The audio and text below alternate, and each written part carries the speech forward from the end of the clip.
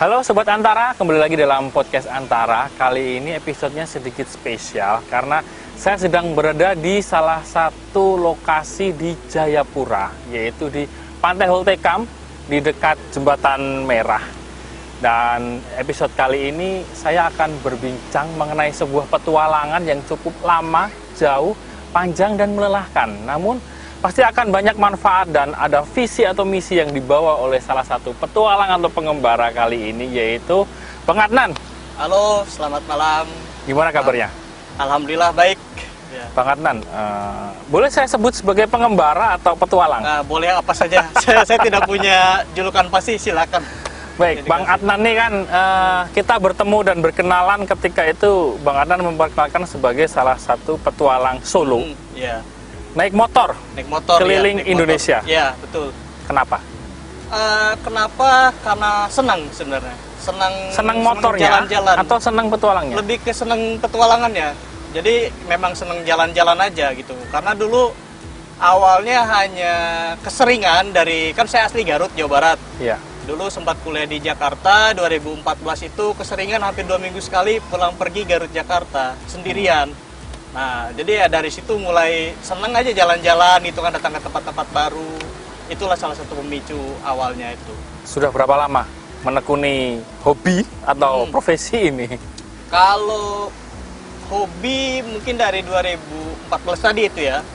Cuma kalau sudah jadi profesi 2019 setelah tahu 2019. Memang kita jalan-jalan kayak gini bisa menghasilkan uang juga seperti itu. Dari 2019 cuma kan ada terhalang pandemi. Baru lanjut lagi 2021 kemarin. Berarti udah 2 tahun ya, berkeliling ke Indonesia? Ya, saya jalan dari tanggal 7 Agustus 2021. Waktu itu start dari Jakarta, keliling dulu Sumatera, Kalimantan, Sulawesi, Maluku Utara, dan ini sudah di Papua. Dan mungkin sudah 2 tahun, 1 bulan lebih lah. 25 bulan lebih sepertinya. 2 tahun itu cukup lama. Itu bukan senang jalan-jalan. Yeah. Itu senang pergi jauh.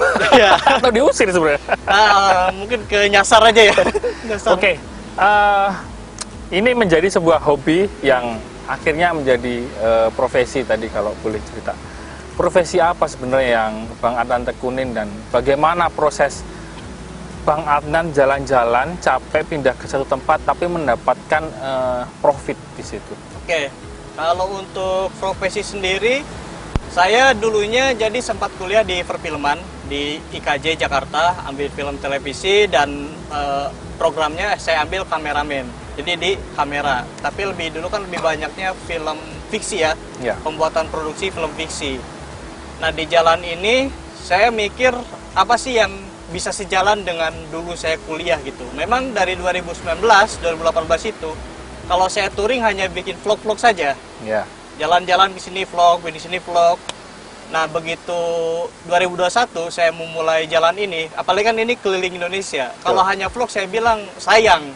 Apa nih yang bisa saya lakukan lagi selain itu? Saya baru ingat waktu itu ada salah satu, saya dapat inspirasi dari namanya Ekspedisi Indonesia Biru, Mas Dandi Dwi Laksono dan Mas Suparta Arts, yang waktu 2015 mereka keliling Indonesia, mereka berdua jurnalis pakai motor dan bikin film dokumenter. Nah saya tonton semua tuh film-filmnya, bagaimana kita dapat referensi kayak gitu. Oh kayaknya ini cocok nih dengan yang akan saya lakukan.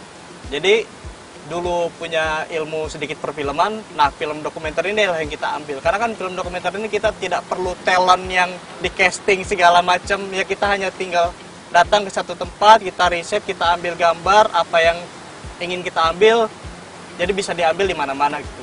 Misalkan saya jalan sendiri seperti ini ya tetap masih bisa dilakukan gitu.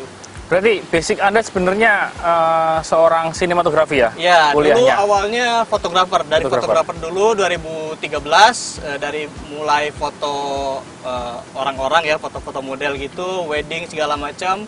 Kemudian karena masuk ke perfilman ya videografi juga diambil begitu. Terus profitnya dari mana itu? Kalau profit sih sekarang karena perjalanan ini lebih kepada merchandise ya. Kalau untuk kerjasama, saya pernah kerjasama juga dengan Dinas Pariwisata waktu itu di Pulau Nias, karena sempat tinggal di Pulau Nias selama 4 bulan. Ya paling kerjasama dengan dinas-dinas setempat kalau lagi ada event segala macam. Cuman kalau untuk sekarang ya baru 1 kali itu aja. merchandise, sistem seperti apa yang Anda terapkan? Membawa merchandise dijual keliling atau? Ya, jadi ada yang misalkan sini baju yang saya pakai bisa di open pre-order, misalkan ada teman dari mana, dari Jawa Timur kah, dari luar Jawa lah, karena kan nanti diproduksinya dari Bandung atau Jakarta, nanti dikirim dari situ. Ada juga yang saya bawa sendiri gitu kan, ada baju, makanan, gantungan kunci segala macam, apapun ya bisa dibilang yang menghasilkan uang kita bawa saja. Berarti sebenarnya Anda tuh nyales ya jualan baju ya? Sales juga itu. Kadang-kadang tapi keliling Indonesia. Jadi saya juga kebetulan ada sponsor produk ya dari beberapa brand lokal. Nah kadang-kadang kalau misalkan teman dari siapapun, misalkan bang itu produknya apa namanya ya, namanya ini. Kadang saya ambil celah, saya juga jual loh. Nah dari situ juga kadang-kadang seperti itu juga. Berapa omset Anda maksudnya sampai berani dan bisa menghidupi Anda untuk keliling Indonesia? Aduh, kalau untuk seperti ini agak susah ya, karena saya memang bisa dibilang agak sedikit menekat untuk jalan ini. Jadi kalau saya untuk jalan itu biasanya hitung kita tujuan dulu. Seperti contoh begini saja, yang kemarin bisa terhitung ya. Saya misalkan dari Makassar, Sulawesi Selatan, mau ke Kendari, Sulawesi Tenggara. Nah saya hitung tuh, katakanlah 1.200 km. Ya. Bensin ini 1 liternya 30 kilo, jadi saya butuh 40 liter bensin. Jadi ya kita beli di SPBU yang 10.000 dapat 400.000 untuk budget itu, makan segala macam. Katakanlah kita butuh uang 800 sampai 100 juta. Setelah itu kita stop, misalkan di Kendari itu. Jadi itulah kenapa perjalanan ini panjang, banyak berhentinya. Terus stop. Stop itu ya kita cari-cari, ibaratnya kan ketemu dengan teman-teman situ, ikut kopdar, kita jualan lagi dari situ dulu. Jadi kita ambil lapas dulu. Bagaimana Anda yakin bisa laku? Ada. Itulah hebatnya bisa dibilang apa ya, solidaritas dalam dunia bikers permotoran ini ya. Kita kopdar bawa merchandise, ibaratnya mereka support. Justru mereka lebih senang ketika kita datang membawa barang daripada kita datang minta-minta. Itu mereka lebih support kita. Walaupun hanya kita jual gantungan kunci, makanan, atau apapun itu yang kecil-kecil, atau baju kan agak mahal misalnya, kecil-kecil, mereka justru lebih senang seperti itu dibanding kita datang kan ada sering beberapa ini juga yang dilihat ngamen-ngamen di SPB apa, minta-minta di SPBU. Nah itu teman-teman motor ini lebih senang, lebih baik kalau ada yang ibaratnya kita hasilkan daripada hanya sekedar minta-minta di jalan. Dari YouTube atau film yang Anda hasilkan apakah tidak mampu? Kalau dari YouTube konten untuk saat ini belum. Kalau saya buka itu cuma 50.000 satu bulan. 50.000? Ya, 50.000 satu bulan. Jadi memang tidak menghasilkan dari konten YouTube. Kalau untuk film sendiri memang juga belum, karena dua film yang sudah saya produksi semuanya kena copyright musik. Nah seperti itu. Tapi nextnya saya juga sedang ada project. Nah itu filmnya kemungkinan saya akan buat semacam iklannya ditutup, tapi di depan akan dikasih tahu kalau boleh, kalau mau berkontribusi untuk ibaratnya memberikan bantuan bisa ke rekening atau misalkan ke tempat platform untuk kumpulkan dana seperti itu. Sebenarnya apa visi Anda keliling ini? Apakah hanya untuk jualan? Aku rasa tidak. Enggak, ya. Apa? Pada dasarnya apa ya? Keinginan aja, mungkin bikin ke portofolio ya. Portofolio untuk juga. Apa ya? Saya memang jalan itu, mungkin saya ke belakang dulu sedikit. Tahun 2019 saya baru tahu kalau saya itu bisa touring ya tadi ya. Saya bisa touring dan menghasilkan uang dengan adanya sponsorship. Nah pada saat itu saya juga sempat masuk ke Timor Leste, negara Timor Leste. Bawa motor dari Jakarta ke Timor Leste. Itu ibaratnya kita kan sudah cross country atau nyebrang negara. Perbatasan lewat. Perbatasan. Nah, saya ketemu dengan senior bahwa kita juga ternyata bisa dari Indonesia itu bawa motor ke negara luar. Saya tanya-tanya, oh ternyata memang lumayan cukup mudah begitu, persyaratannya tidak aneh-aneh. Nah, itu mungkin juga salah satu alasan saya juga untuk keliling Indonesia ini. Nextnya mungkin bisa ke luar negeri juga. Nah, keliling Indonesia ini adalah semacam portofolio saya. Jadi ketika saya ke luar negeri, misalkan dia tidak tahu Indonesia, kan Indonesia hanya dikenal saat ini Bali, Labuan Bajo, Raja Ampat. Ketika saya datang ke luar negeri, misalkan di Indonesia ada ini loh namanya di sini, di Pulau Sumatera tuh ada di sini. Karena saya sudah pernah mendatangi, jadi saya bisa kasih referensi itu. Tapi saya masih penasaran. Setiap Anda berpindah dari satu titik ke titik, menghabiskan waktu di situ berapa lama rata-rata? Tergantung. Kalau memang ongkos saya sudah mulai seret, minimal 2 minggu, paling minimal. Maksimalnya kita tidak bisa pastikan. Seperti di Jayapura ini saya sudah dari berapa ya? Dari Juli, sekarang kan sudah September. Akhir 25 Juli saya tiba di Jayapura. Sekarang sudah September tanggal 21. Berarti sudah hampir 2 bulan kan di sini. Nah itu. Karena untuk Anda tinggal di mana selama itu? kalau untuk di jalan ini, kadang ada teman-teman bikers yang memberikan tempat. Kalau di sini saya juga kebetulan ada Chef Charles Soto, mungkin di podcast sebelumnya sudah ada, nah tinggal bersama beliau. Kadang juga kalau memang kita tidak punya relasi ya kita kos. Kos, dalam arti sewa tempat? Sewa tempat, seperti itu. Karena kan memang apa namanya, ya daripada kita bingung gitu kan, lebih baik kita kos, apalagi untuk waktu lama gitu kan. Berarti sebelum Anda pergi, Anda harus memastikan ada relasi nggak di tempat tersebut? Iya. Tapi, baru Anda berani ke lokasi yang dituju? Tapi kadang-kadang tidak ada relasi pun kita tetap lanjut. Karena ya nemu aja gitu. Misalkan kan, apalagi dunia teman-teman bikers ini. Misalkan saya dari Biak kemarin, mau ke Jayapura.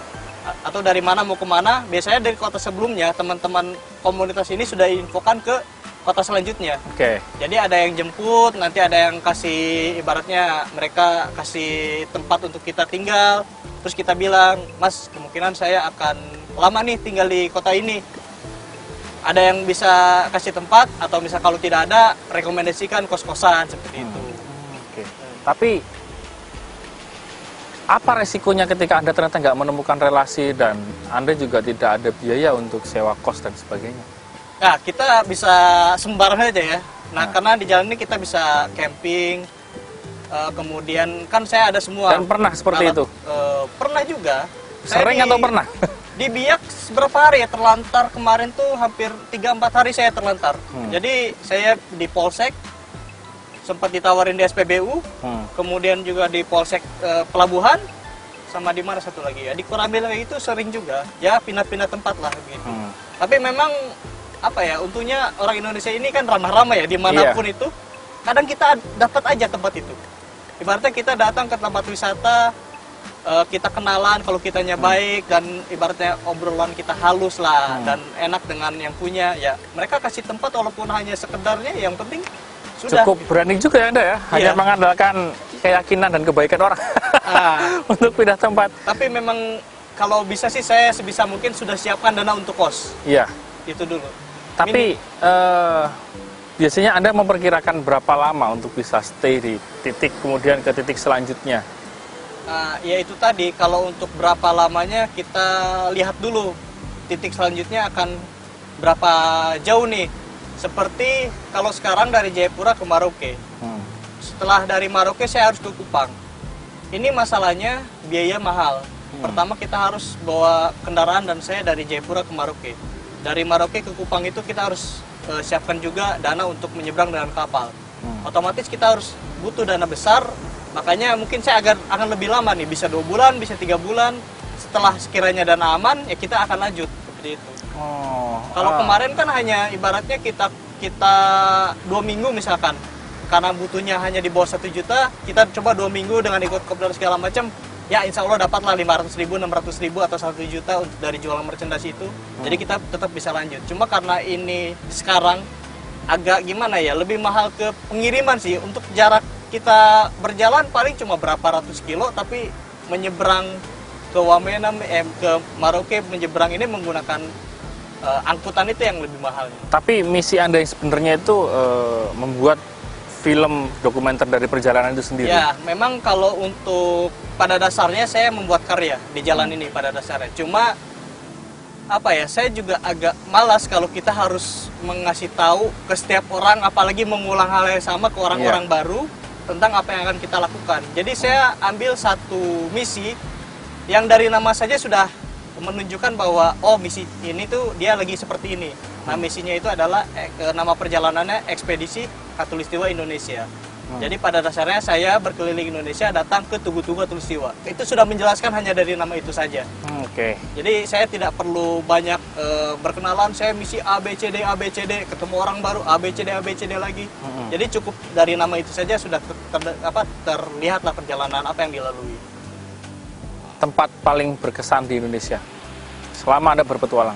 Tempat paling berkesan apa ya, banyak sih Kak. Soalnya kita banyak stay di tempat ini agak lama nih, jadi Ceritakan saya satu yang mungkin terbesit di benak Anda pertama kali.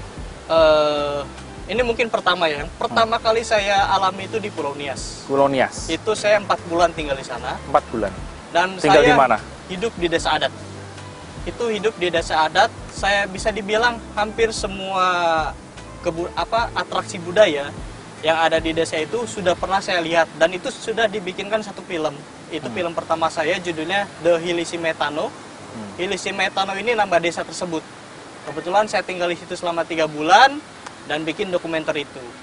Jadi itu salah satu desa yang ada lompat batu juga. Iya. Dan sekarang sudah masuk Anugerah Desa Wisata Indonesia dan sudah mulai ramai kunjungan di situ. Jadi waktu saya datang itu masih dalam tahap, berarti apa ya, baru pendaftaran lah. Jadi dari ADWI Kemenparekraf itu. Sekarang sudah jadi salah satu top 5 atau top 10 kemarin dapat penghargaan itu. Itu paling berkesan. Ya, karena memang apa ya, kapan lagi kita bisa tinggal di desa adat, kita bisa melihat atraksi budayanya. Karena kalau saya ngobrol dengan ketua atau misalkan ketua sanggar itu, kalau kita mau menonton semua atraksi budaya, siapkan saja sampai 35 juta. Dan saya mendapatkan tontonan itu cuma-cuma. Cuma-cuma. Iya, kalau kita mau lihat ya, karena kan itu sampai 60 orang, 70 orang, otomatis dana itu kalau mau nonton semuanya bisa sampai puluhan juta. Dalam perjalanan tentu tidak mudah. Iya. Mungkin sampai perjalanan malam naik motor mungkin. Iya. Nah, hal apa yang pernah Anda temui itu menurut Anda itu paling tidak menyenangkan atau yang sering Anda hindari? Kalau jalan malam memang sebenarnya saya hindari ya, karena dulu ada namanya kalau kita jalan manajemen waktu tetap. Kita sama sebenarnya kalau bagusnya kita anggap touring ini kayak jam kerja. Kalau bisa kita berangkat dari pagi, sore itu sudah selesai, kalau bisa. Tapi memang ada terkadang kita juga terhalang situasi, maksimalkan saya jam 9 malam sudah selesai, jalan sendiri tidak boleh. Apalagi kalau kita lihat jalannya kebanyakan hutan, dari jam 6 sore, saya ketemu polsek, ketemu koramil, lebih baik saya stop, besok lanjutkan perjalanan. Karena bukan masalah kejahatan atau gimana, kalau kita ada masalah, apalagi tengah-tengah hutan, akan sulit untuk mengatasi, apalagi malam kan. Beda dengan ceritanya kalau siang di tengah hutan itu tidak masalah. Perjalanan terjauh yang pernah Anda tempuh? Ini. Dengan motor? Ini. Di sini sekarang. Ke Jayapura? Iya, sampai ke ini terjauh. Karena mungkin secara kilometer sudah lebih dari 30.000. Dari satu titik ke titik, dari A ke B, naik motor? Oh, itu jalan dalam satu hari? Iya. Di mana ya? Saya kayaknya masih di Sumatera ya. Mungkin dari Pekanbaru ke Jambi. Pekanbaru ke Jambi? Ya, itu mungkin bisa dapat 300 km. Kalau tidak salah seperti itu ya. 300 kilo iya, Anda tempuh? 300 kilo lebih, 350 kilo kalau tidak salah yang sekali paling jalan? terjauh. Sekali jalan dalam satu hari. Perjalanan Anda sebenarnya cukup panjang ya, ketika itu sampai makan waktu bertahun-tahun. Goals Anda sebenarnya apa? Goalsnya apa ya? Sebagai seorang petualang? Kalau sebagai seorang petualang ya bisa menyelesaikan ini dengan semua karya yang saya buat, mungkin itu goalsnya. Karena tidak ada goals yang pasti. Lebih ininya saya goalsnya itu saya bisa pulang dengan selamat dan membuat karya-karya yang memang ibaratnya bisa ditonton banyak orang dan orang jadi tahu bahwa ini loh yang pernah saya buat tuh, misalkan desa adat tuh seperti ini, gini. Lebih ke seperti itu sebenarnya. Tidak ada goals besarnya untuk di perjalanan yang sekarang ini. Sudah berapa film? Apakah Anda punya tim untuk membuat film itu? Kalau film yang sudah diproduksi, yang sudah selesai 2, tapi yang diproduksi sekitar berapa ya? 4 atau 5, 6. Cuma sisanya itu saya rasa kurang. Masih ada kurang nih. Kayaknya saya harus pulang lagi situ. Karena kebetulan yang belum itu kebanyakan di Sumatera. Jadi saya mungkin ada kesempatan sedikit lah. Kita ke Sumatera itu budget tidak terlalu besar. Jadi mungkin next time bisa ke situ lagi. Mau ke situ lagi naik motor? Ke situ lagi naik motor, kita ambil yang stok-stok footage yang belum terambil, yang karena mungkin kan dulu tuh ada terhalang masalah biaya, waktu segala macam. Nah, di lain kesempatan kita bisa isi ulang lagi. Dalam produksi manajemen film juga, apakah Anda punya tim untuk mengelola ini? Nah, kalau itu saya tidak ada. Ambil sendiri? Ambil semuanya sendiri. Edit sendiri? Ya, karena itu tadi untuk biaya kita sendiri saja agak repot ya, apalagi kita harus bayar orang gitu. Karena kan kalau kita mau secara profesional ya, untuk ngedit saja saya sudah tahu harga untuk biaya ngedit film itu seberapa. Jadi daripada ini sudah, saya juga sambil belajar juga kan, belajar ngedit, ngambil gambar jadi sutradara segala macam, kita pelajari semuanya. Apa yang terjadi ketika ternyata film Anda itu tidak selesai atau karena suatu hal tidak bisa mengedit dengan baik? Apa ya saya coba semaksimal mungkin. Kalau memang hasilnya seperti itu ya, kadang-kadang ada juga setiap film itu, dari 2 film itu harusnya seperti ini, harusnya seperti ini, tapi ya sudah, kita sudah maksimalkan memproduksi sudah dimaksimalkan, editnya sudah dimaksimalkan, ya sudah gitu, mau gimana lagi. Karena ya kemampuan saya memang standar dalam editing standar, karena inilah resikonya kita banyak bisa multitasking itu, pasti tidak ada satu yang keahli gitu. Iya. Memang di kamera saya jurusan itu, tapi kan kita ambil editor juga. Belum jadi ketika kita jalan kita harus ngeriset, tulis ibaratnya tulis naskahnya juga, jadi produser juga, jadi sutradara juga. Jadi mau gak mau rata semua keahlian kita. Job desk kita hampir sama, Ya. hanya beda kondisi. Ya. Ketika Anda memutuskan diri sendiri, saya masih berada dalam satu naungan corporate, tapi Ya. Anda cukup berani. Saya cukup salut sebenarnya.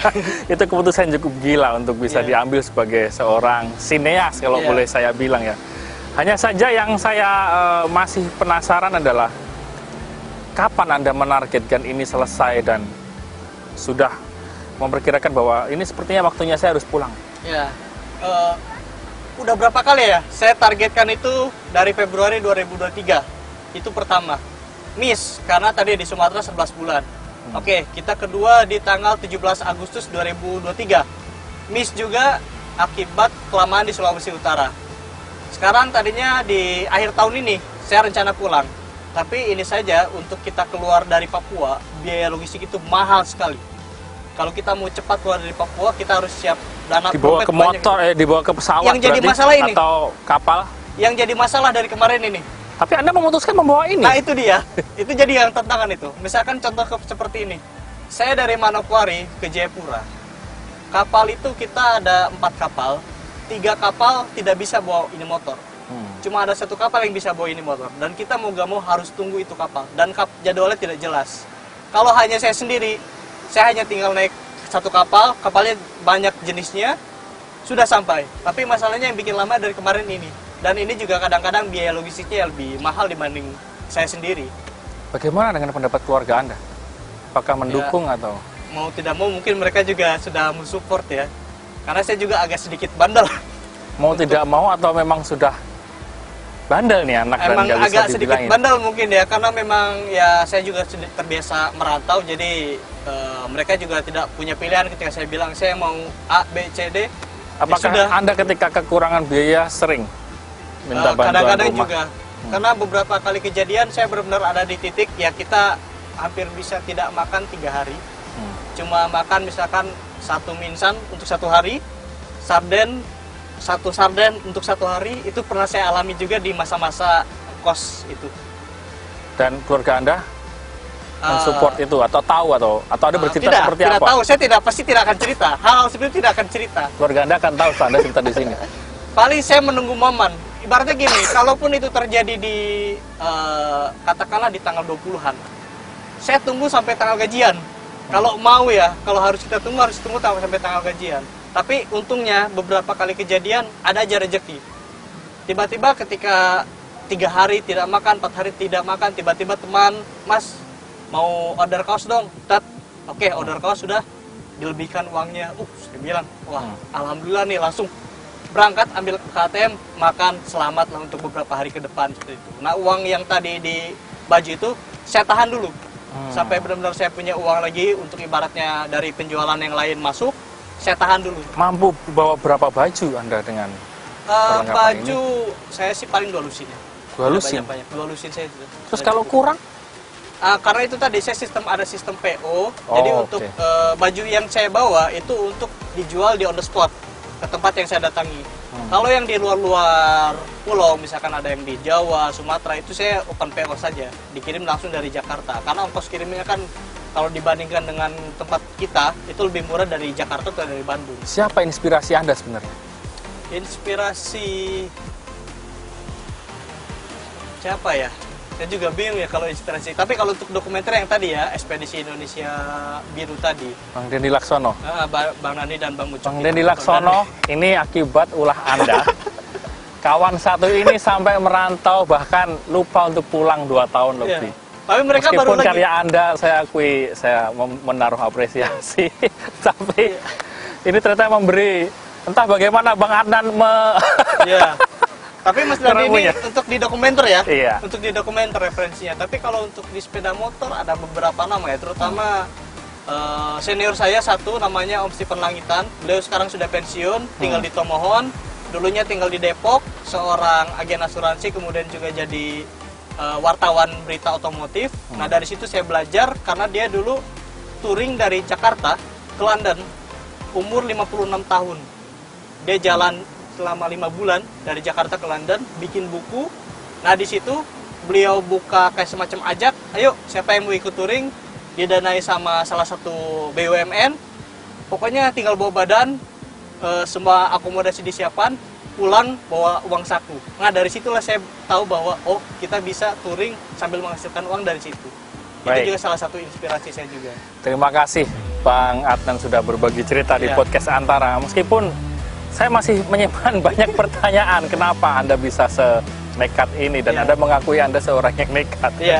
Baik Sobat Antara, demikian obrolan kita dengan salah satu petualang Indonesia, Bang Adnan, yang berupaya merekam dan melukis Indonesia melalui berbagai karya filmnya. Semoga nanti Anda bisa menonton karya terbaiknya dan sesuai ekspektasi dari masing-masing penonton. Entah ekspektasinya sebagai petualang atau sineas, tentu saja itu memberi pandangan tersendiri. Nantikan podcast Antara selanjutnya di antaranews.com, di Noise Podcast Antara, Spotify Podcast Antara, dan jangan lupa klik view-nya dan juga subscribe. Sampai jumpa di episode selanjutnya. Dadah. Bang Adnan cukup gila. Saya baru tahu. Harus ada risiko. Ya, risiko. Antara risiko dan nekat memang beda tipis.